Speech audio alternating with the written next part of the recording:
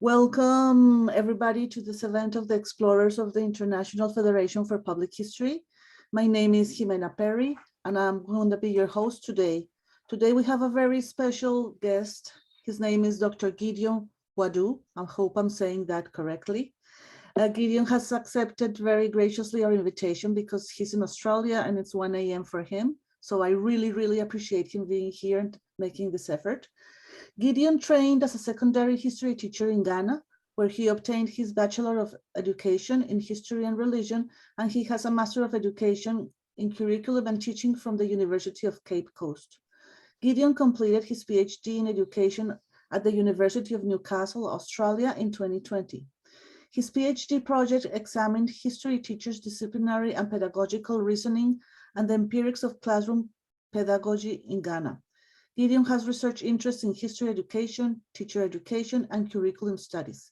He has published in several international journals and attended international conferences, including the History Educators International Research Network Conference. Gideon is a member of the Australian Teacher Education Association, the Quality Teaching Academy, Australian Association for Research in Education, and the Historical Experience Representation Media Education Society Research Group at the University of Newcastle in Australia. And he is also currently a lecturer and program director for Master and Teaching at Excelsior College in Sydney. Before his current role, Gideon was a sessional academic and research assistant at the University of Newcastle in Australia. Thank you very much, Gideon, for being here, and the floor is yours. Thank you very much, Amina, for the invitation to be a part of this event. I am very happy to be invited to share my knowledge on public history with the audience. So I just want to share my screen. Just a moment. Okay.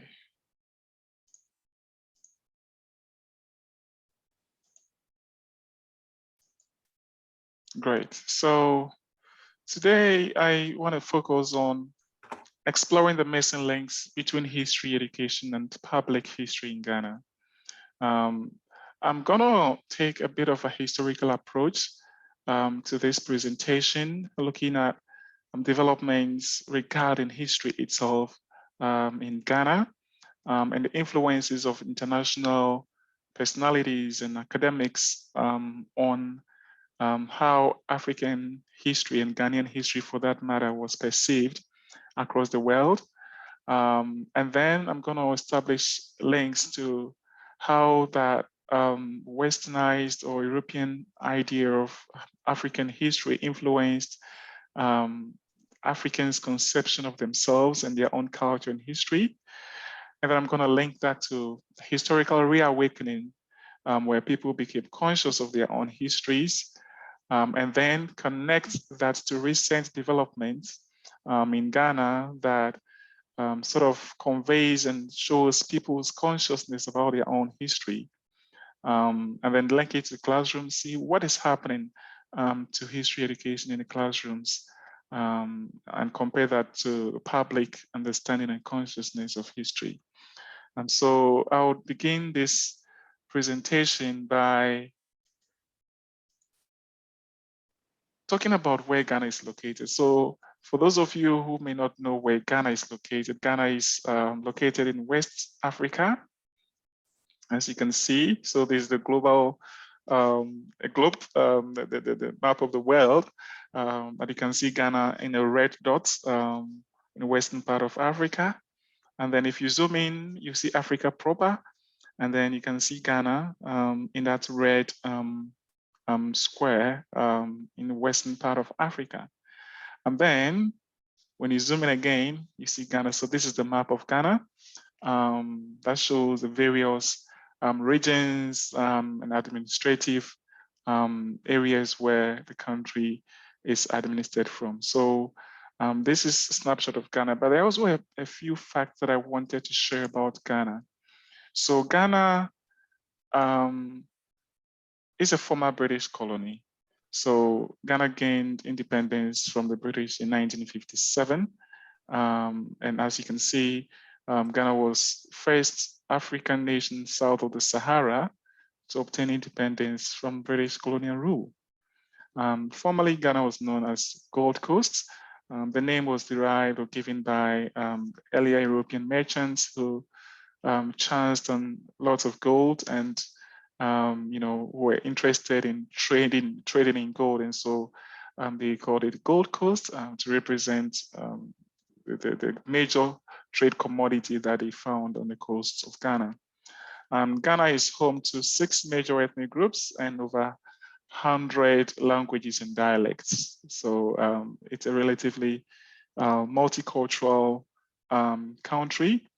And then it's really known for its peaceful democratic governance. So Ghana is often described as the beacon of Africa's democracy. So there's a few facts about Ghana as a way of introduction. So let's zoom in on the main issues. So some background issues about Africa and Ghana for that matter.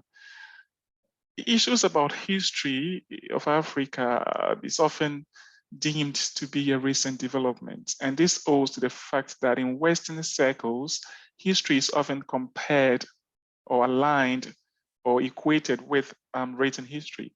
And so to many European nations or earlier European scholars, if history was not documented, it did not qualify as a history. And so if a country had its own history not documented or not written, that country did not have history. And so this Eurocentric ideology was very much known across the world. And there were 2 popular figures or personalities who sort of in the center of this controversial issue of Africa not having history and Africa being a dark continent. And so we are going to look at some quotations made by George Hegel and former Oxford history professor Hugh Trevor Roper. That sort of sparked the debates about whether Africa really had history and how these 2 personalities contributed to a wide disregard for African history. So if you read the philosophy of history by Hegel, there is this quotation, as you can see on the screen. And as you can read, this quotation does not credit any historical merit to Africa. So he says Africa is an unhistorical, undeveloped spirit. And so for someone like Hegel, who was respected and is still respected, to have made this statement, of course, there are a lot of people that are going to take this statement on its face value and not really delve into the issues to actually understand what Africa is and the culture and history of Africa. And then in 1963, during a public lecture, Hugh Trevor Roper made another statement that, there is no history about Africa to teach. The only history there is the history of the Europeans in Africa, which is an unfortunate statement. And as we'll see later, I think in the next slide, Africa, prior to the contact with the European nations, had its own history, had its own culture. And so for him and for these 2 personalities to have said that was a huge sort of point that people took, and so affected the credit that people would have ordinarily given to African history. So before the 15th century, many indigenous cultures in Ghana had their own ways of recording and making known their past and their history. Okay, so it might interest you to know that the first European contact with Ghana was in the 15th century. But prior to this time, indigenous nations, indigenous states, kingdoms in Ghana had their own ways of recording their own history. History was a lived reality. It was an everyday aspect of the people's lives. So the culture conveyed the historical past of the people, the everyday practices that the people engaged in was history in itself. They lived history. History permeated every aspect of their lives.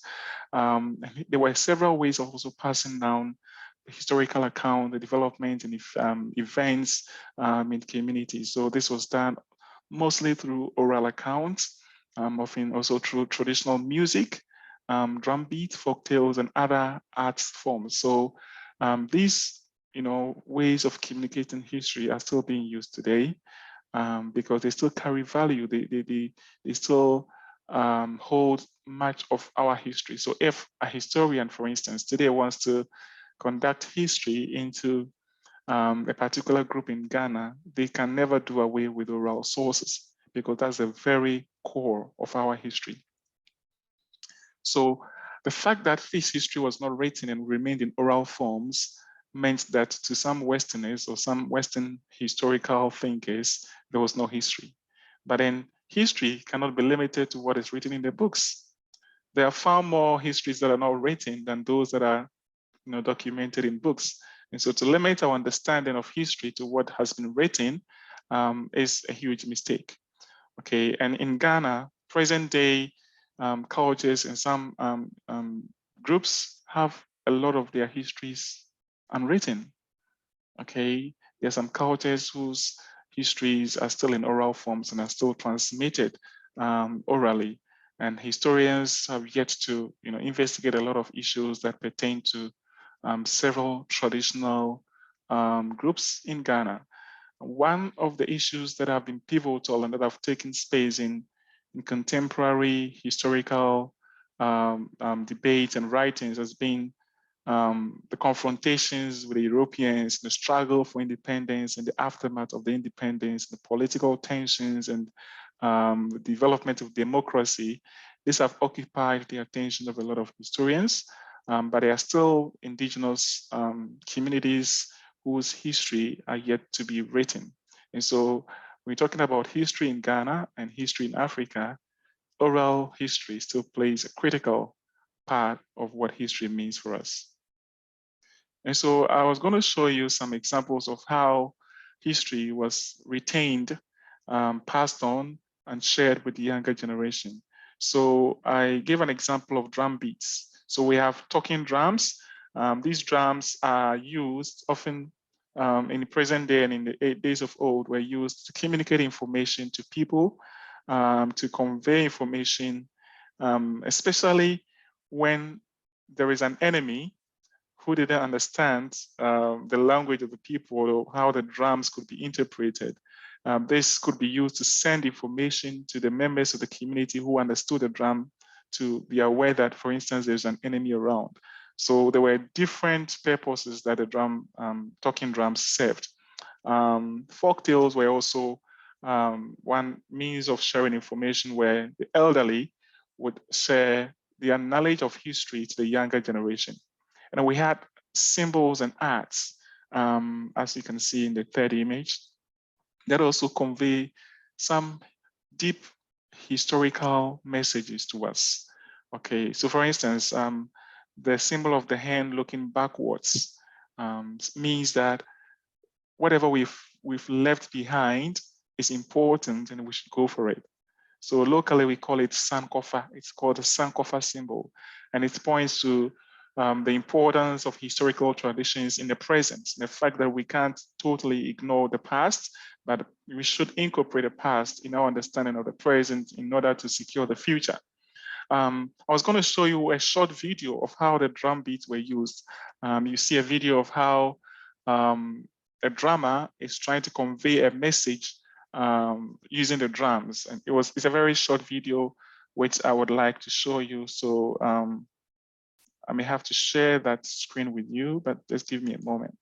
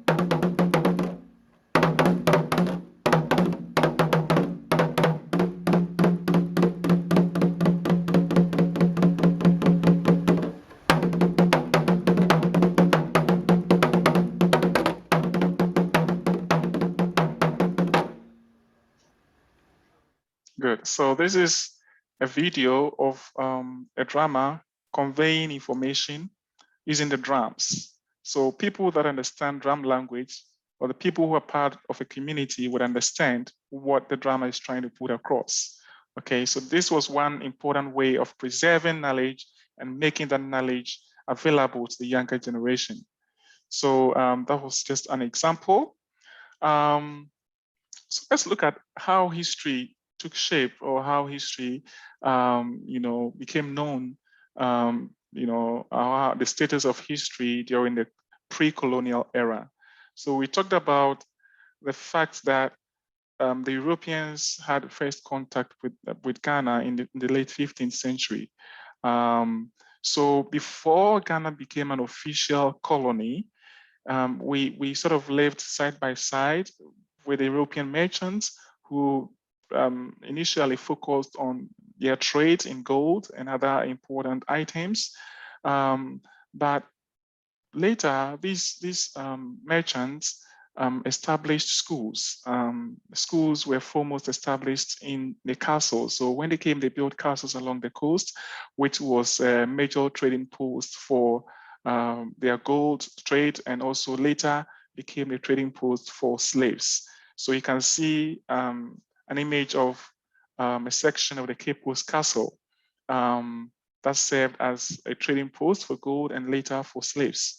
And so there was the introduction of a Western type of education, and it began with what we call the castle schools. They are so called because they took place in the castles, and education was made available to the children of those merchants and other rich African merchants. So that is where schooling started. The Western type of education attacked and challenged many of indigenous cultural practices of Ghana. And many of our practices were deemed as backward in light of European and Western culture. And this, to some extent, affected how local indigenous people saw themselves, understood themselves, and even had self-esteem. So it affected their self-esteem to some extent. The schools were established and several subjects were taught. And one of the key subjects that was taught was history. But history that was taught focused on European history, majorly featured British history for that matter, and highlighted the British as an European superpower at the time.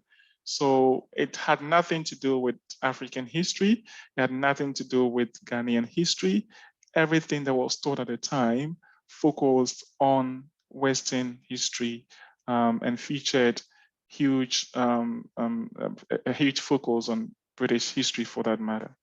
In 1874, Ghana became an official British colony after the war, the defeat over the Ashanti. And this official colony status gave the British more focus or more authority to strengthen their educational mandate in Ghana. And so they established several schools, and later the missionaries came in. So the merchant first came in Ghana, and then later we had the missionaries also coming. So we had the Catholic mission, the Methodist mission, and Presbyterian mission, and several other missions coming in. They all joined their hands together to contribute to establishing schools. And the schools that were established focused on history also. The history was subject that was also taught. So like the castle schools, history also featured in the regular schools that were established within the communities by both the European and British colonial masters, as well as the other missionary bodies. And so history was sort of,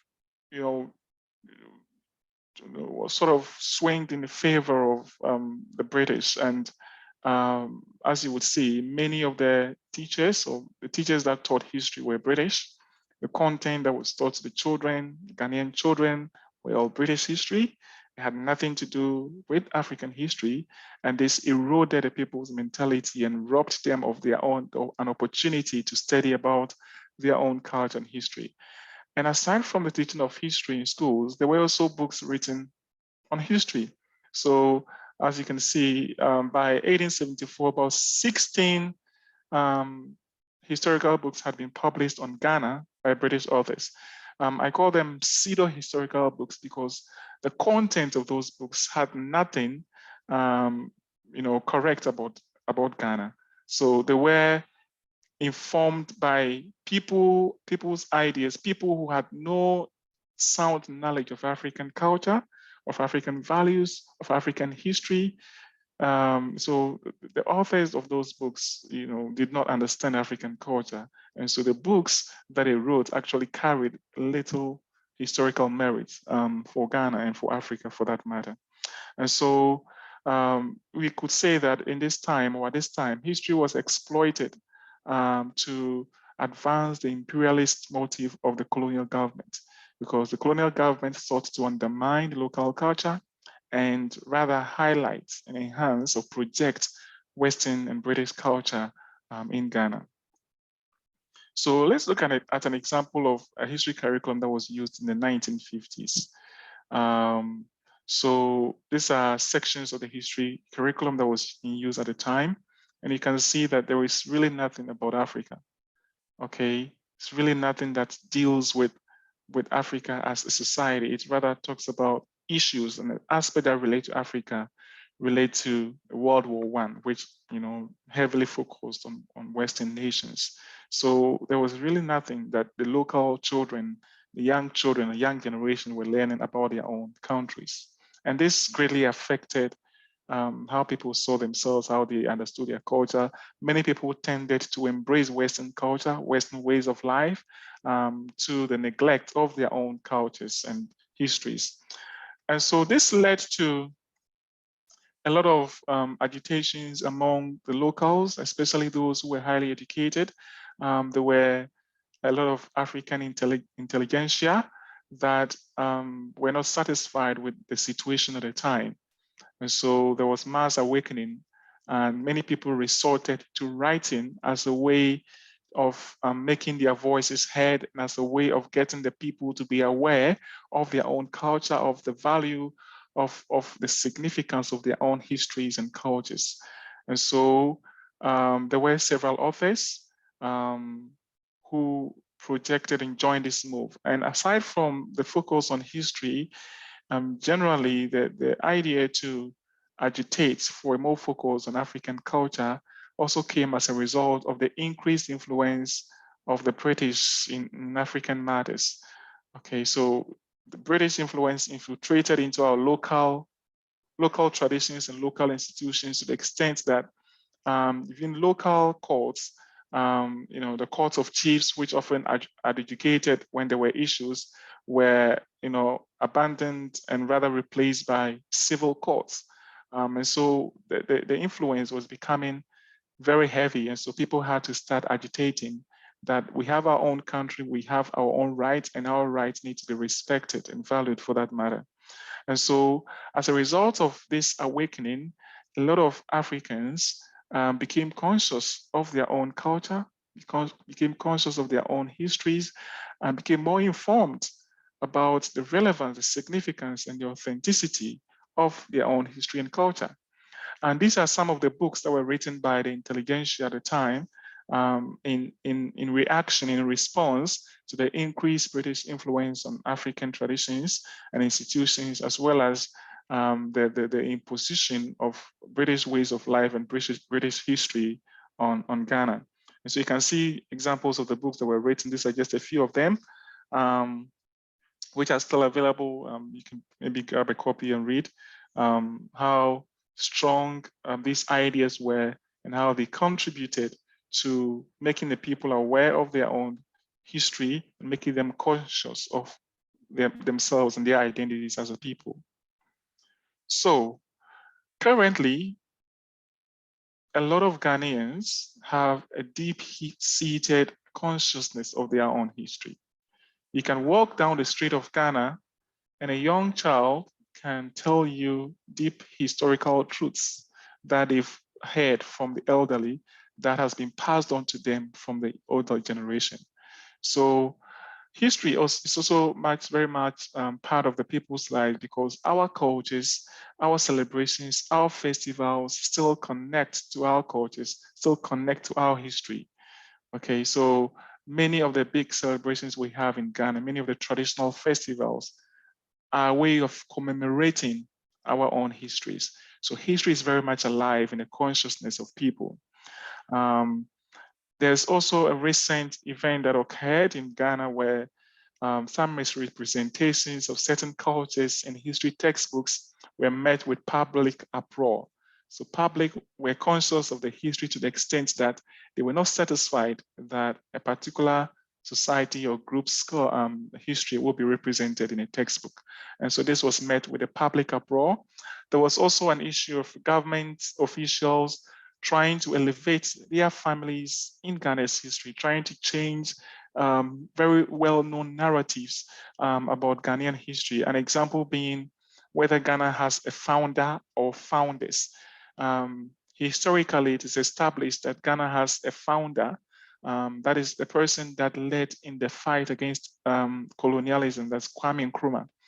But now this recent government is trying to say that no, Ghana didn't have a founder, Ghana has founders. And the reason for that is that they want to incorporate their family members, the role of their own family members, highlight their role or elevate their role in Ghana's history. This goes against the well-known fact that Ghana has a founder, and the public have been engaged in debate as to the role of Nkrumah and as to whether Ghana had one founder or multiple founders. So it is something that is being debated, and the public are consciously aware of that. We also have a practice in Ghana that was instituted by, I think, the past three governments in Ghana, whereby every Friday is declared as a traditional Friday. So mostly people going to work on Fridays would wear their traditional attire to display their cultures. So there is that measure of, a Western type of dressing and a local type of dressing. That idea was brought up to make us conscious of our own tradition, even within an increasingly modernized and westernized world. And so you can see the image on the screen. This image was captured this year in 2021 of a media station displaying culture on a particular Friday. So these are, 21st century people or persons showing, and identifying their own cultures through dressing on public TV for everybody to know. So there is that clear consciousness of people about their own culture. And recently there was the Year of Return in 2019, which was instituted by the current government to mark the 400th anniversary of the arrival of the first African slaves in Jamestown in Florida. And this event was to invite many Africans living in the diaspora, many African Americans living in diaspora, to return to their roots, to reconnect their own histories and cultures, to go back to the dungeons, the slave dungeons, where their ancestors were kept and transported to the Americas. So this brought a lot of people, a lot of African diasporans into Ghana in 2019 to witness, to experience, to relive the experiences of their own ancestors, to experience what hardships and atrocities that the ancestors went through before they were transported during the slave trade into the Americas. And so the Year of Return did not only mean something for the African Americans, for the locals, for Ghanaian people, it also reignited their consciousness about their own history. And the fact that the castles that were used as a major trading post for the slave trade are still existent conveys a deep and important message about the transgenerational effects of the slave trade on the people's consciousness. And so to many Africans, to many Ghanaians living in Ghana, constant visits to those slave castles and slave dungeons increase their consciousness as Africans and makes them aware of their own identities as a people and make them stand firm against any colonial domination, any external imposition of imperialist force that might undermine their own powers and authority as a people. So there is that clear consciousness among the people in Ghana. So I put in here some news articles about happenings, recent happenings that highlight people's consciousness about history in Ghana. And the first one is people discontent about the president changing well-known facts in Ghana's history.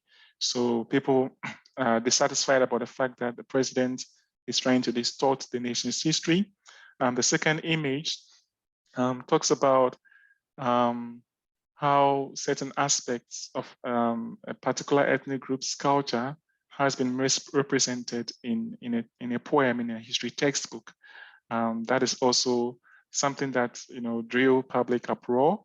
And the last image talks about the year of return, which attracted thousands of African Americans living in diaspora, and also presented an opportunity for Ghanaians living in Ghana to also rethink, to regain their consciousness about their own identities and consciousness of their historical status in the world and in Africa.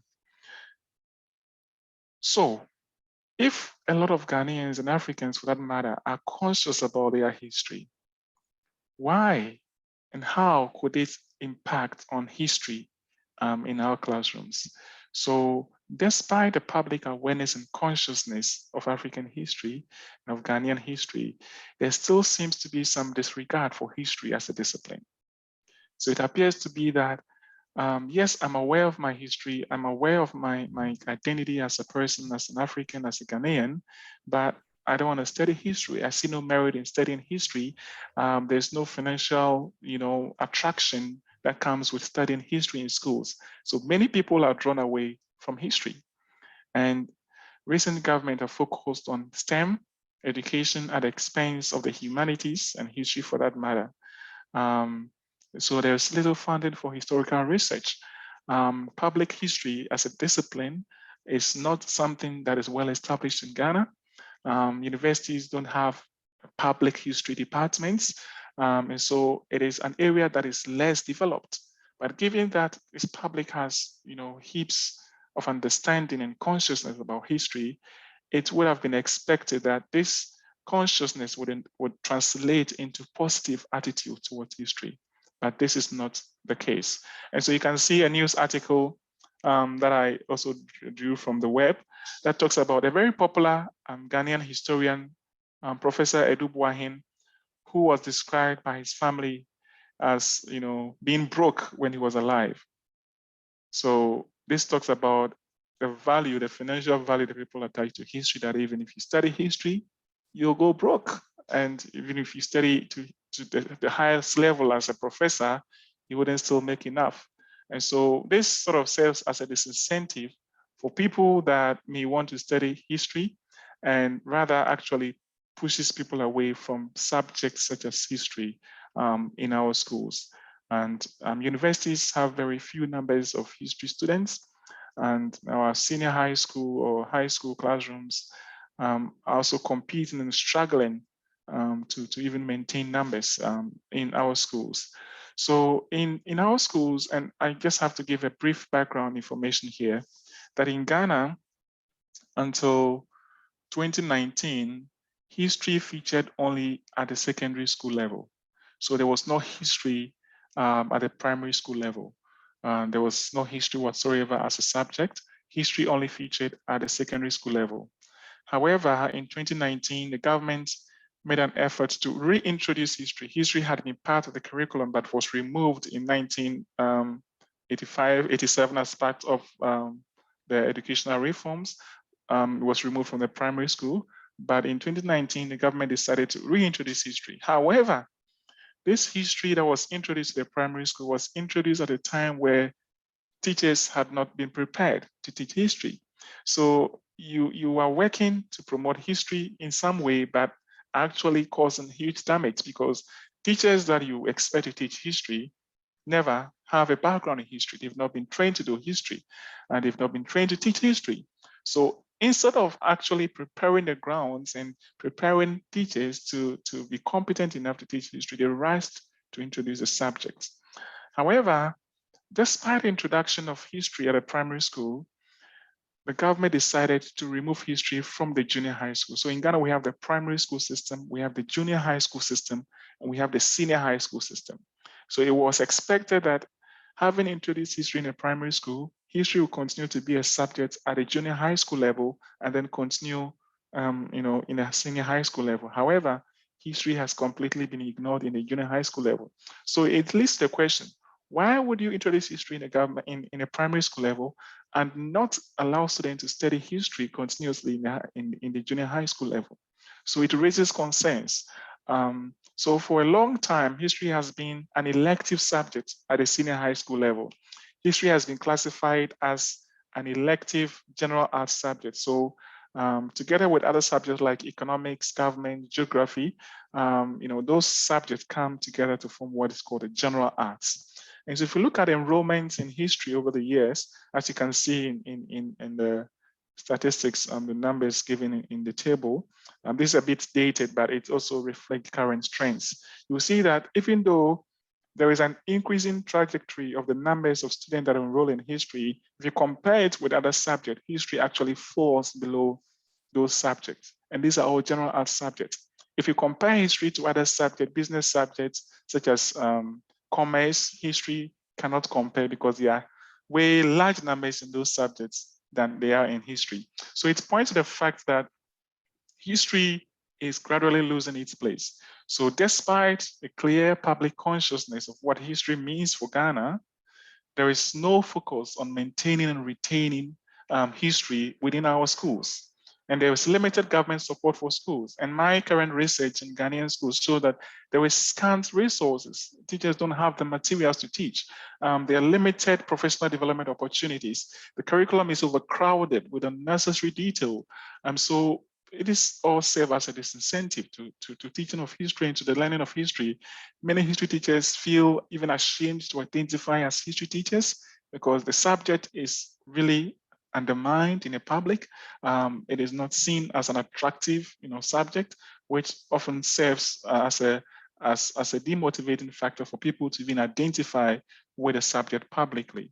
And so this is the state of history in schools. And this is a missing link. So you have someone or the public, a general public that is increasingly conscious about their history, but at the same time, disregard history. We have a government that is seeking to project their own families into the history of Ghana, but are doing nothing. They are doing very little to sustain history in schools. So that is the missing link between the public consciousness of history and the state of history education in schools. So what can be done? Governments need to really sit up and be sensitive to issues about history and history education.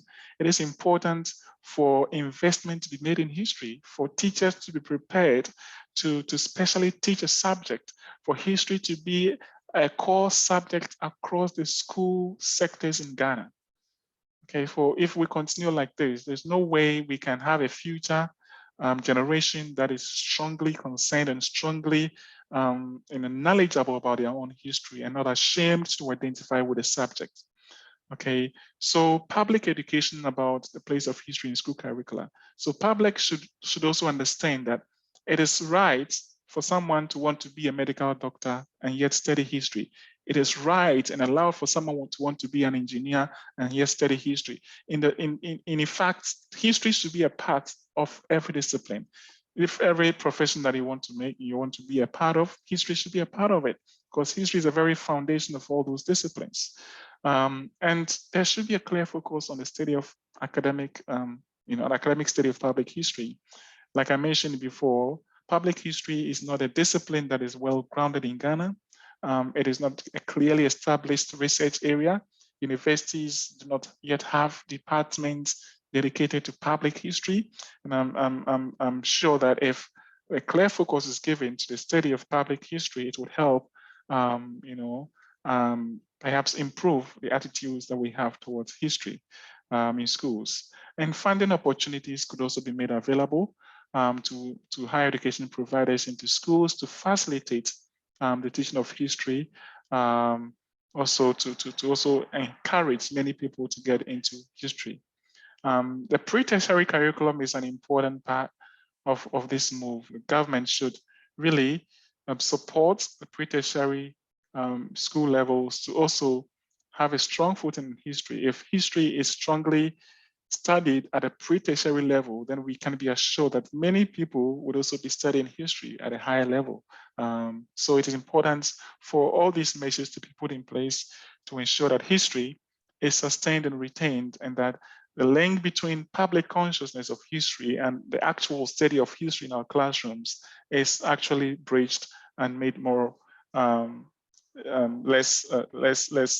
the gap should be bridged and made less impactful or less disturbing. So we can conclude by saying that the fact that there is an increase in public consciousness about history gives some hope that perhaps in the future we could have a more positive attitude toward history. Should governments and relevant stakeholders, providers and institutions work together to enhance the place of history in our schools, I'm sure that public would automatically having, the fundamental or the baseline consciousness of history would also be interested and would also maybe transform their current negative attitude towards history to positive one. So it's important for cooperation to be established for public sector and the government sector and the private sector to work together to ensure that history is sustained. And it's also important to ensure that public education is maximized, is actually boosted to help people understand the importance of history in our schools, and not just limit the understanding of history to just a mere consciousness of the historical fact of their nation. So when this is done, it is possible, and there is every hope that public history will become more attractive area of study in Ghana, and many people would be interested and attracted to the area of history in Ghana. So this is sort of a conclusion, and here are some references and the end of my presentation. Thank you for your audience and your attention. Thank you very much, Gideon, for this presentation. It's really, really engaging, really excellent. I see some there. Can you please stop sharing the screen for a moment? Yes. There's some activity in the chat. So I'm going to read you some questions that some of the people in the audience has. The first one is from Ángel del Valle, from the Holocaust, the director of the Holocaust Museum of Guatemala. He asks, what about literacy level in your country? Any public libraries online, good services accessible? Yeah, so there are public libraries. Public universities have huge libraries that are accessible to general public. There are also standalone public libraries that have relevant resources for people that are interested to go in and access those resources. Online materials are a bit limited. We don't have a lot of digital materials, and that could be a challenge, but it's something that could be improved given that the world is becoming an increasingly digitized world. And so to me, there's really no excuse for anyone that is interested in history to not learn about history or know about history, because resources abound in public libraries. And interestingly, there are libraries that have been built recently which are not being used. So this political power play that, a previous government, built this facility, and so if I use it to go into their credit, So there are public libraries that are there that are rotting away with good resources, yet they're not open yet, but there are still those that are open and accessible to the public. And I would say that as regarding literacy levels, a lot of the younger generation can read and write. There's the older generation that sort of are not used to the Western style of education, but our hope is with the younger generation and knowing that they are going to take charge of the future, have ample opportunities to be historically literate. Thank you, Gideon. There's a lot of activity in the chat, and since there's a few of us, I will invite you to open your mic and just jump in. Meanwhile, I want to read you a question from Anna. Thank you for this excellent talk. What role do museums play in the historical discourse in Ghana?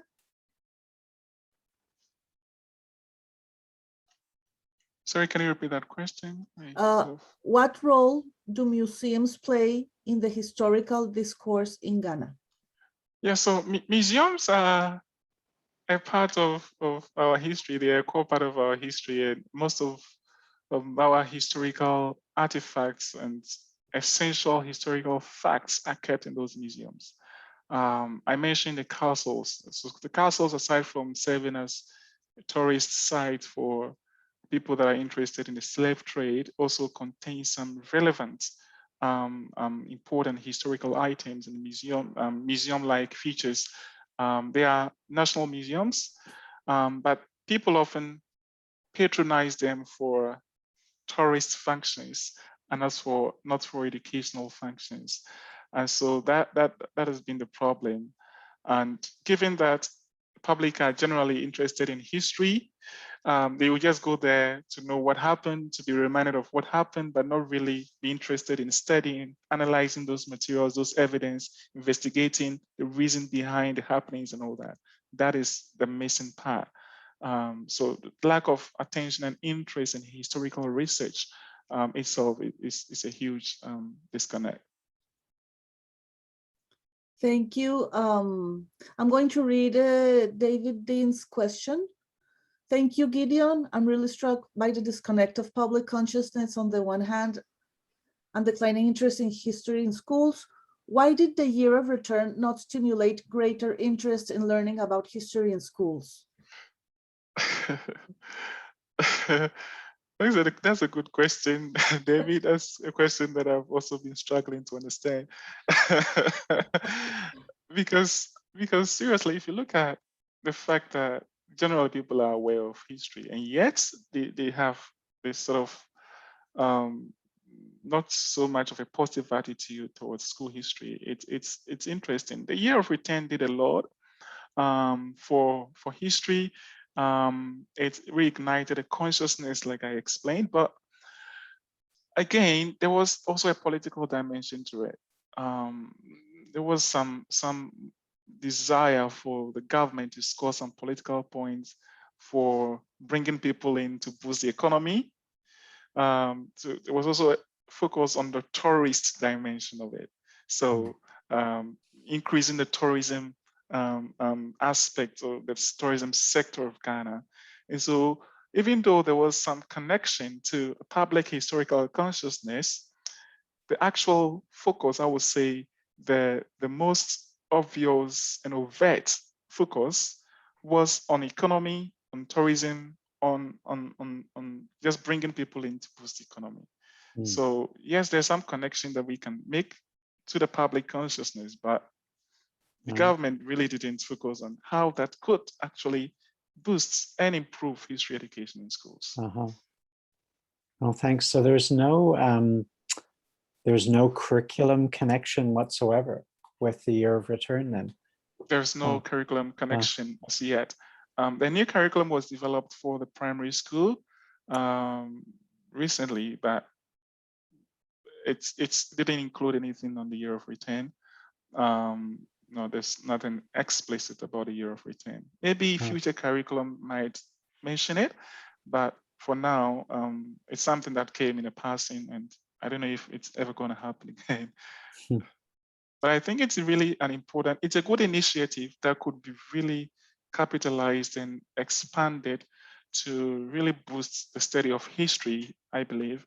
So instead of just focusing on the economy part of it, on the tourism, the entertainment part of it, the educational part of it could be explored further to enhance school history. Thank you, Gideon. I'm going to read you another question of Angel del Valle. He is asking you if is history taught in an accurate manner? Could it be biased? So the history that is taught in schools definitely is written from a perspective. Every history has a perspective.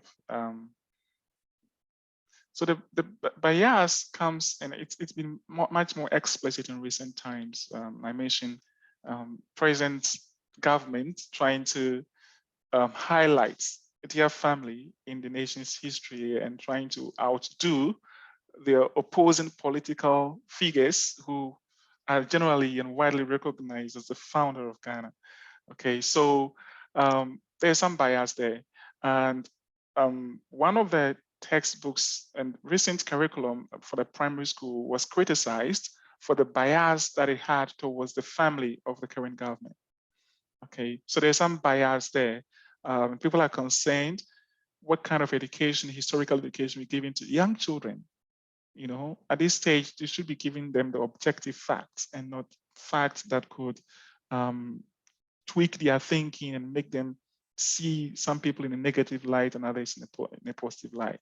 So it is, I would admit that there is some bias there currently. And this bias, historians have been against it. Historians have raised issues about the nature of the curriculum.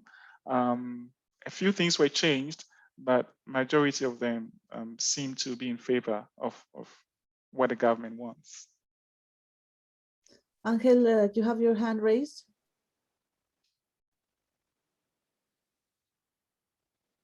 I think you. Yes, I do. Sorry, I didn't want to take so much time, but just my comment. First of all, thank you so much because, well, we, as you know, teach the Holocaust, which is a very complicated issue that goes and generates many topics like racism, like genocide, like violence, like bullying, all these things. But best as historians, we know that history, teaching history builds identity, you see, and builds love for your country and feeling proud of it, you know. And also it is a way to like a defense method, you know, to protect yourself and your self-consciousness, you see. And even though we are a world apart, thousands of kilometers of separation, we are concerned. I mean, what you're saying, as we know, UNICEF and the United Nations says, if anything happens in Ghana, it should, you should feel concerned in Guatemala or in the United States or in China. You know, we are human beings. We are very strong on those points, you see. But thank you so much. I hope really that in some way we can provide some nets or some support in order to make history important, because we better than ever know how important history becomes. And public history is definitely necessary in the world, not only in Ghana, but of course, what you are saying to me, it gives me a lot of concerns, you see. But thank you so much. Thank you, Jimena. Thank you very much. Thank you, Angel. Gideon, I have a question. It's a question that builds in what David was mentioning about the curriculum itself. Have you noticed in your research like any kind of positive change or advancement in the curriculums itself related to the teaching of history in Ghana? I would say that there's not been a lot of change. For the curricula that I've studied in school, the curricula that was used before I studied history, there's been minimal changes. The curriculum that was used before my time was only different because at my time, only one topic had been taken away. And that was a topic that related to an ancient civilization in Aksum. That was the only topic that had been taken away. But everything else remains the same. And the history curriculum has not really witnessed massive revamp for several years. And so since things are changing, it's also about time the curriculum is, looked into. And the fact that it's not been looked into for a long time also speaks to the focus on history. And let me tell you, people don't care about it. The curriculum that I used at the time was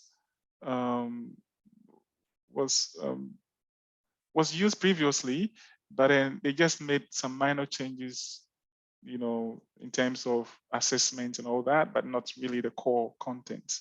The content is been the same predominantly. Really no change. I'm talking about the high school history curriculum, because the primary school one was just introduced a few years ago, and yeah, we'll see how that one goes. But for her high school, there's not really been a lot of changes. Yes, I asked because currently I'm teaching a class named Non-Western Civilizations that could be like anything. So I use a very basic timeline, and we talked about 2 weeks ago, we talked about the Great War and Africa's participation in the Great War, and students were really surprised that there was some kind of African participation. They didn't know, and they're freshmen. They told me, we never knew that. Nothing of this was taught in school. So they were like, oh, like surprised. And it's something like, so I wouldn't say basic, but like everybody like at least should have heard of it at some point. So yeah, it raises concerns, as Angel mentions. Yeah, there are a lot of concerns, but the government it's not a listening government. People have written, there are a few historians that have written, they've made petitions to the government, but they're just not listening. The focus really is just scoring political points, and as far as it favors the government, retains them in power, and the fact that the public does not really care about history in classrooms, really nobody really cares. A lot has been written. Personally, I've made some recommendations in my research, but nobody cares about it. So yeah, we can continue writing in the hope that a more sensible person would take them up in the future. So yeah, we are still motivated to write and to contribute to the discipline as much as we can. We do care. We do care. Really. Yeah. Is there any other comments or questions for Gideon? I would only have one comment. This is just a comment. I was very shocked by the 2 quotes you used at the beginning of your presentation. I'm always shocked about those things also coming from Latin America, former colony, like how is possible that people refer to other people like that? And it also surprised me that bringing it to current history, like still there are people that negate others' history and points of view, and that's just a comment. It's always that's something that always surprises me. And also, how could they deny, for example, something like the transatlantic trade that was like, it's just a comment. I think what's really frightening is just how recent Trevor Roper was. I mean, this was 1960s. And I remember hearing a debate between Trevor Roper on the one hand and Terence Ranger, who is a great champion of Africa, having history before Europeans arrived, who wrote the book with Hobsbawm. And that debate was very vigorous between Terence Ranger and H. Trevor Roper. But yeah, it's well, as you say, I mean, some of those attitudes are still with us today. I just have one silly question. Well, it's not a silly question, but it's about, well, actually 2 little observations. I'm reading a book on Mandinka dance in Gambia, and it's saying that the djembe, the drums themselves were messages. So not just the sound, but the decorations also told stories. So I wondered if you could could you expand on that? Because I was really struck by that clip that you showed. but I wondered about that. And just my silly observation is that it's fascinating that you have traditional Fridays. We have casual Fridays here in North America. And I just think that's such an amazing connection with your past to dress in traditional dress, and a conversation you have within yourself about your identity. And that is about history. That's public history, you know, on people's bodies, basically, and their choices they're making. So I just, yeah, was really struck by that. Yeah. So the drums themselves are messages. The size of the drums speaks of the authority. So every culture is different. I don't know much about drumming in Gambia, but in Ghana, the drum that I showed you is called the etumpan. Locally, we call it etumpan. It's a talking drum. It's used to communicate. We have the bigger ones that are often used when we are installing a new chief or a new king. That is more celebratory than communicative. And we have smaller drums that often accompany the bigger ones to make, you know, a harmony, especially when chiefs and priests want to display some dance moves and all that. So the drums, smaller they are or however bigger they are, convey a message and speaks of authority. The decorations and the art, there are some arts designs on most of the drums. They also convey royalty, messages of royalty, where the family might be coming from, what is the most important symbol in the family and all that. So they differ. And in Ghana, like I mentioned, there are different ethnic groups, and the importance they attach to each drum differs. So there is that, not only the sound, but also the drum itself. You're right on that. Thank you. And thank you for this wonderful talk and for being here with us at 1 a.m. in the morning. I'm humbled by your energy and enthusiasm at 1 o'clock in the morning. It's actually 2 o'clock now. Oh my God. Oh my God. So if there is nothing else, I think we should let Gideon rest. And I would like to thank you again, Gideon. This was really an interesting talk. I'm going to upload it to the Vimeo channel. Well, not me, someone in the International Federation. And I will also circulate it through social media. If anybody wants to contact Gideon, you already know how to do that. Thank you, Angel, for providing your contact information. And I would like to invite you to our next Explorers event that will take place on December 3rd. We're going to talk about public history in Germany. So I hope to see you there. Thank you very much for all the people who were here, and see you soon. Gideon, thanks again. This was awesome. Thank you, Gideon. Thank you so much for your time. David, Thanks Jimena, for having me. Maria. Thank you.